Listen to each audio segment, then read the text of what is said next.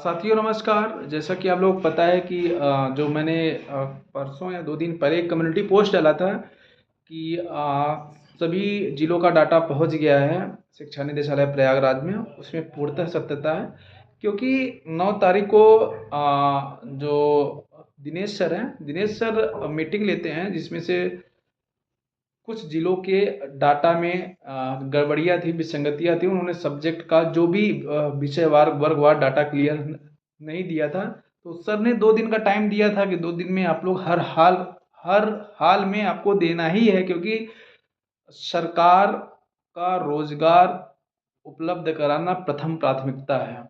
ऐसा आपने पत्रांग में भी देखा था और उन्होंने मीटिंग में भी बोला था। तमाम चीज़ें जो थे उन्होंने सारी चीज़ें क्लियर की, तो आपका डाटा पूरा पहुंच गया है शिक्षा निदेशालय, क्योंकि 2 दिन का टाइम दिए थे। तो आज कितने दिन हो गए आप लोग समझ ही रहे हैं। तो डाटा पूर्णतः पहुंच गया है, डाटा में कोई मिस अभी इंफॉर्मेशन नहीं है, ये बात पूर्णतः सत्य है। अब कुछ लोगों का काम है कहना, वो कहेंगे। कुछ लोग नहीं, 1 2 3 लोगों का काम है कहना, तो वो कहेंगे, उनकी बातों का लोड मत लीजिए। वो ऐसे लोग हैं जो कभी धरना होता है कभी नहीं आते हैं।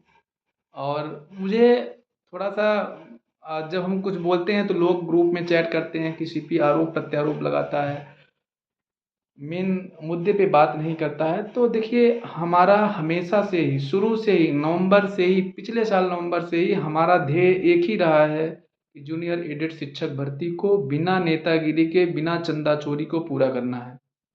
और अभी तक मैं उसमें पूर्णतः सफल मान रहा हूँ। जिस दिन पूरा हो जाऊंगा उसमें मुझे सफलता मिल जाएगी।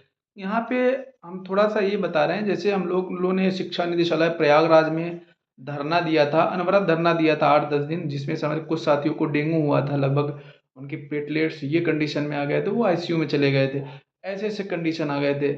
मुझे खुद बुखार हुआ था, कम से कम 15 20 दिन उसके बाद दिवाली के बाद जाके हम ठीक हुए थे। तो अब कुछ लोग नहीं, 1 2 3 लोग ऐसे हैं जो कि शिक्षा निदेशालय में जाते हैं और सभी अधिकारियों को बताते हैं सर ये लोग नेता हैं, ये लोग यूट्यूब चलाते हैं, नेतागिरी करते हैं।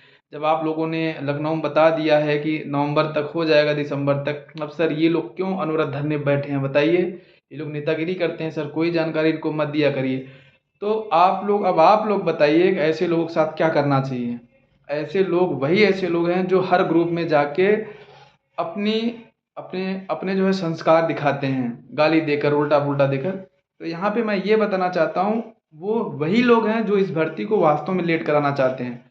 हम लोग जब हाई कोर्ट में जाते थे तो वहाँ भी हम लोगों को ऐसे पता चला था कि 1 2 लोग ऐसे हैं जो भर्ती को वाकई में लेट कराना चाहते हैं। उस एक टाइम मुझे जो अमित, वो तो आप लोग जानते ही होंगे, उसने हमसे कहा था कि सीपी भाई, 1 2 बंदे ऐसे हैं जो इस भर्ती को फंसाना चाहते हैं।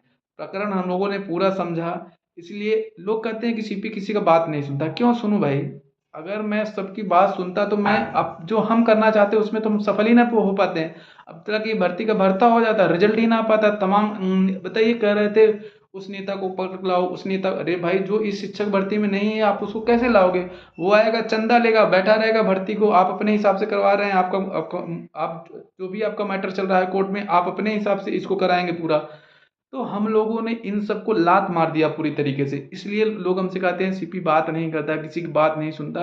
वास्तविकता यही है, क्योंकि मैं सबकी वास्तविकता जानता हूँ। और हमको सिर्फ, मेरा उद्देश्य, मेरे जो टीम के मेंबर हैं, जो 8 10 लोग हैं, ऑथेंटिक लोग हैं, तो सभी लोग हैं, लेकिन जो लोग हैं, जो हम लोगों का एक ध्येय है कि नहीं, भर्ती को पूरा कराना है, इसमें कोई राजनीति नहीं करना है। सुबह सुबह एक लड़का मेरे पास फ़ोन करता है, मैं 2 3 दिन से कितनी कठिनाइयों में रहा। ये सब चीज़ें भाई मैं, हम क्यों यूट्यूब पे बताएं? लेकिन हमने, जो हमारे खास लोग थे, हमने उनको बता दिया, इसलिए वीडियो नहीं आ पा रही है, लेकिन मैंने जानकारी कम्युनिटी पोस्ट पे दे दिया। एक लड़का फ़ोन करता है सुबह, कहता है कि ये तुम जो है नेता हो गए हो, जानकारी तुमको क्यों नहीं बता दे रहे हो? हमने, सुबह का टाइम था, फ़ोन काट दिया। मैंने कहा यार, जो जानकारी था मैंने कम्युनिटी पोस्ट पे दे दिया था कि डाटा पहुंच गया है शिक्षा निदेशालय। तो और वो लोग पूर्वाग्रह से ग्रसित लोग हैं, वो लोग किसी के इशारे फ़ोन करते हैं, वो लोग भी अच्छे लोग हैं, लेकिन मजबूरी है उनकी। अब बताइए, मुझे नेतागिरी करनी है, मुझे नेतागिरी करनी होती तो मैं भी चंदा लेता, मैं भी खूब पैसा कमा लेता, जैसे तमाम नेता कर रहे हैं। मैं भी फोर व्हीलर से चलता, मैं भी तमाम चीज़ें करता।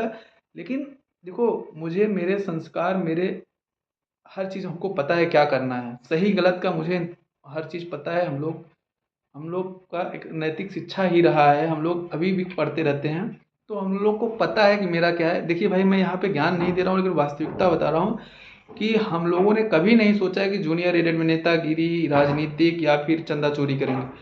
और रही बात राजनीति करने की, तो अगर हम लोग राजनीति भी करेंगे तो स्वच्छ और स्वस्थ करेंगे। और हम लोग इलाहाबाद विश्वविद्यालय से पढ़े हैं, तो राजनीति की बारीकियां और ककहरा भी हमको पता है कैसे किया जाता है। हम लोग कोई ये टांग खींचने वाला काम नहीं करते हैं, जैसे शिक्षा निदेशालय में एक दो लोग जाते हैं, यार हद है, बुराई करते हैं वहाँ पे। बताइए, उनका अगर उनका ये उद्देश्य होता है शिक्षक भर्ती पूरी हो, तो क्यों बुराई करते हैं? और उनको ये नहीं पता है कि वो जिससे बता रहे हैं वो हमको ऑलरेडी वो हमसे पहले से जुड़ा है, तो वो डेफिनेटली मुझे बताएगा ही। तो ऐसे लोगों की मानसिकता पता चलता है, उनका उद्देश्य केवल यही है कि भर्ती को थोड़ी देर और फंसाए रहना, क्योंकि उनका कुछ पर्सनल इशू है। तो मैं यहाँ पे फिर बता दे रहा हूँ कि अगर मुझे राजनीति करना हो तो मुझे कोई नहीं रोक पाएगा, अगर आपको राजनीति करना है तो हम नहीं रोक पाएंगे। राजनीति अलग चीज़ है यार, इसमें जूनियर एडेड में कौन सी राजनीति करके हम कौन सा वो हो जाएंगे? अगर मुझे, मतलब मैं ये बता रहा हूँ कि अगर किसी को कुछ करना है तो वो कर सकता है, कोई किसी को रोक नहीं पाएगा। लेकिन मेरा उद्देश्य हमेशा से रहा है शिक्षक भर्ती को पूर्ण कराना, साफ सुथरी तरीके से। अब आप लोग सोच लीजिए, जो व्यक्ति जाके हम लोग 8 दिन धरना किए थे उसको फर्जी करार देता है। आप सोचिए कि जितने भी पत्रकार हैं, चाहे वो इंटेलिजेंस वाले हों, जितने, सभी ने तारीफ किया था कि इसी का नतीजा है चीज़ें शासन तक पहुँची, काम हो। लेकिन कुछ लोग ऐसे हैं जो इक्का दुक्का लोग हैं, उनको लगता है ये नेतागिरी कर रहा है, ये आगे बढ़ जा रहा है, इसका नाम आगे आ गया, हम कहाँ चले गए, ये वो वही हैं परंपरागत तरीके वाले, ये लोग कहाँ से आ गए हैं। मतलब तमाम चीज़ें हैं, मैं यूट्यूब पे नहीं बताना चाहता हूँ, लेकिन मैं पिछले 3 दिन से इतना परेशान हो गया हूँ। ये लोग इतना मैसेज गलत तरीके से करते हैं, फ़ोन करते हैं, मतलब पूरी तरीके से वो ब्लास्ट हो गए हैं, अपने सब कुछ भूल गए हैं। बस यही है कि एक दूसरे को जो है पैर पकड़ के खींच लेना है, बस कोई आगे ना बढ़ने पाए। यार आगे कौन सा, हम बहुत आगे बढ़ गए हैं कि मुझे राष्ट्रपति के लिए मेरा नामांकित हो जाएगा। भाई हम तो ये भी कहते हैं कि ये शिक्षक भर्ती है, मैं इसका कैंडिडेट हूँ, मैं अपने लिए जाता हूँ और प्रयास करता हूँ, जब मेरा होगा तो ऑलरेडी जो इसमें आएगा सबका होगा। मैं अपने लिए प्रयास कर रहा हूँ, मैं कोई नेता नहीं, खुद करता हूँ। अगर मुझे नेता नगरी करना है तो हम करेंगे। भाई कौन हमें रोक पाएगा? या तो भाई जो किसी को भी करना है, कोई किसी को रोक थोड़ी ना पाएगा, सब करेंगे नेतागिरी, लेकिन जूनियर रेटेड में नहीं करेंगे। और ये गंदी राजनीति तो बिल्कुल नहीं करेंगे कि एक दूसरे को जो है पैर खींच के पकड़ना है, जैसे गांव की प्रधानी में होता है, बस पैर पकड़ के खींचो बस। ये सब गंदी राजनीति बिल्कुल नहीं। अब जूनियर एडेड पे आते हैं। थोड़ा सा मैं ये इन चीज़ों को इसलिए बता दे रहा हूँ, पिछले 2-3 दिन से हम बहुत परेशान थे, और इसलिए नहीं कि ये लोग फ़ोन किए थे, हमारा कुछ पर्सनल इशू था, कुछ फैमिली हेल्थ इशू था। उस बीच ये लोग इतना परेशान कर दिए थे, गलत तरीके से मैसेज करना। पहली बात तो मैं उन लोगों के बारे में कभी नहीं बताता, ये चीज़ें बहुत पहले से कर रहे हैं लोग, हम इन लोगों के बारे में कभी कुछ ना बताते, लेकिन ये लोग इतने ब्लास्ट हो गए हैं कि इनके बारे में बताना ज़रूरी हो जाता है। 10 दिन हम लोग धरना किए थे अनवरत, कोई नहीं आया था। ये वही लोग थे जो ये प्रयागराज में जो रहते हैं, बहुत भारी गुड़ांग लेकर रहते हैं कि इंटरव्यू दे रहे हैं, ये दे रहे हैं, वो कर रहे हैं, नहीं आते हैं और कहते हैं। बताइए, हद है यार। खैर छोड़िए, मैं एक दूसरे पहलू पे बात करता हूँ जूनियर एडेड को लेकर। तो जूनियर एडेड में जो चल रहा है वो यही है। आपको मैं बता दूं कि जैसा कि हमने बताया कि 9 तारीख को मीटिंग थी, 11 तक डाटा देना था, 2 दिन का टाइम और दिया गया था, जिसमें सरकार को मेंशन किया गया था कि रोजगार देना प्रथम प्राथमिकता है। उस हिसाब से मतलब कि सभी ने डाटा पहुंचा दिया, कुछ तो ईमेल के द्वारा, जो भी वो थे अवेलेबल उसके द्वारा उन्होंने पहुंचाया। अब ये लोग सत्यापन करेंगे। अब सत्यापन में ये लोग कितना टाइम लगाते हैं, क्योंकि शिक्षा निदेशालय भी तो सत्यापित करेगा। सत्यापित करने के बाद 8 से 10 दिन शासनादेश जारी करने में कम से कम 8 से 10 दिन लग सकता है मिनिमम। उसमें एक आरक्षण का इशू ये है कि जो आर्थिक रूप से कमजोर वर्ग के लोग थे, क्योंकि इसके पहले जब आवेदन हुआ था ईडब्ल्यूएस भराया गया था कि नहीं भराया गया था मुझे नहीं पता है, लेकिन इस पे भी बात चले, क्योंकि ये पहली बार भर्ती हो रही, इस पे भी तो आरक्षण होगा, क्योंकि ओबीसी एससी एसटी का तो होगा, इनको भी आरक्षण मिलेगा। तो इनको भी नए सिरे से बताना होगा, क्योंकि जो शासनादेश जारी हुआ था वो पूर्णतः अधूरा था। और उस जो जो पहला विज्ञप्ति का शासनादेश जारी हो गया था वो पूर्णतः अधूरा था, इसीलिए तो ये भर्ती रुकी हुई है। तो इसको पूरा करने के बाद शासनादेश जारी होगा। और जहाँ तक मुझे लग रहा है, अब ये नहीं बताऊंगा कि बताया जा रहा है, नहीं तो लोग वहाँ भी पहुँच जाएंगे। बड़ी हास्यास्पद स्थिति आती है कि लोग केवल ये कुछ लोग हैं कि सीपी का जाके शिक्षा निदेशालय में बुराई करना है कि ये एक लड़का है, नेता बन रहा है, यूट्यूब चलाता है, और लोगों को और वो लोग ये नहीं बताते हैं कि सर हमको बैठे बैठे सत्य जानकारी मिलता है, ये नहीं बताते हैं। खैर छोड़िए। तो आप ये जानिए कि 8 से 10 दिन में वेरीफाई करने के बाद कम से कम इतने टाइम लगेंगे। अगर हम लोग एक्टिव हुए तो, अगर हम लोग बैठे रहेंगे तो और टाइम लेगा शासनादेश आने में। और मैं तो यहाँ तक कह रहा हूँ कि मैं 20-22 तक देखूँगा, उसके बाद मैं फिर अनवरत धरने पर बैठूँगा। क्योंकि यार देखो, मेरे सामने केवल यही एक भर्ती है। मैंने टीजीटी को पीजीटी को मेरा एग्ज़ाम है, बिल्कुल पढ़ाई नहीं किया हूँ, तो मेरे लिए यही है। और मैं इस पे धरने पे बैठूंगा 20-22 के बाद। और हम लोगों की रणनीति चल रही है, हमारे जो टीम के सदस्य हैं वो आपस में बात कर रहे हैं, और जो कुछ ग्रुप वाले हैं बता रहे हैं अभी डाटा नहीं आया, डाटा नहीं आया, तो आप उनसे पूछ लीजिए, रिटर्न में लिख के दे दे डाटा नहीं आया है। तो हम लोग खुद चलेंगे, वहाँ के मैनेजर के पैर पकड़ेंगे, वहाँ के बीएसएफ को पैर पकड़ेंगे। तो अगर ऐसे लोगों को पता है कि अभी डाटा नहीं आया तो वो लोग कर क्या रहे हैं, क्यों नेतागिरी कर रहे हैं, तुम क्यों दूसरे को बता रहे हो, खुद जाओ वहाँ ना। तुम ऐसा नहीं करेंगे। तो खैर, हम लोगों का उद्देश्य है भर्ती को पूरा कराना, और इसमें कोई भी किसी प्रकार की राजनीति नहीं करनी है, और ना ही हम करते हैं। बस मेरा उद्देश्य है कि इस भर्ती को पूरी तरीके से हो जाए, क्योंकि पहले से ही बहुत विवादित हो चुकी है और बहुत सारी अधूरी शासनादेश के कारण ये रुकी हुई है भर्ती। और जैसे हमने अपनी स्ट्रेटजी बता दिया कि हम लोग स्ट्रेटजी बना रहे हैं फिर से अनवरत धरने पे बैठने के लिए। लेकिन हम लोग 20 या 25 तक देख सकते हैं, 20-22 तक तो ज़रूर देखेंगे, लेकिन उसके बाद हम लोग की रणनीति जो है चलती रहेगी अनवरत धरने की। और अब की बार जब बैठेंगे तो अनवरत बैठेंगे तब तक जब तक ये शासनादेश जारी नहीं कर देंगे। क्योंकि देखिए, हमको लोग को बताना पड़ता है कि शासक को कि हम लोग बैठे हैं, परेशान हैं, हम लोग नौकरी चाहते हैं। गवर्नमेंट भी तो अब कह रही है ना कि रोजगार उपलब्ध कराना मेरी प्रथम प्राथमिकता है, तो आप क्यों नहीं दे रहे हैं।